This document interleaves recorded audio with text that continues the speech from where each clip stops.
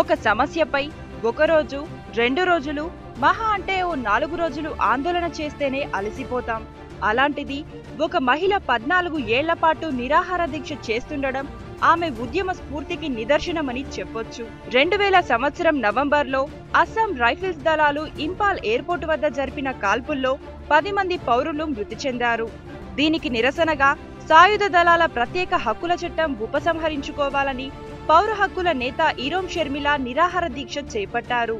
సాయుధ దళాల ప్రత్యేక హక్కుల చట్టం ఉపసంహరించుకునే వరకు నిరాహార దీక్ష చేస్తూనే ఉంటానని ఆమె తేల్చి చెప్పడంతో మణిపూర్ ఐరన్ లేడీగా పిలిచే ఈ 42 ఏళ్ల ఈరోం షర్మిలపై ఆత్మహత్య యత్నం కేసు నమోదు చేసి జ్యుడిషియల్ కస్టడీకి తీసుకున్నారు పోలీసులు.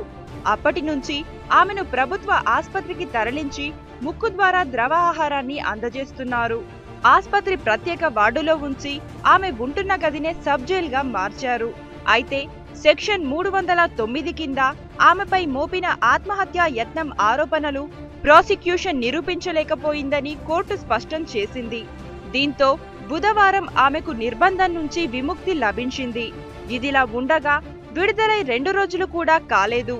అప్పుడే ఆమెను మళ్లీ పోలీసులు అరెస్ట్ చేశారు. విడుదలైనప్పటి నుంచి ఆమె ఎలాంటి ఆహారం తీసుకోలేదు.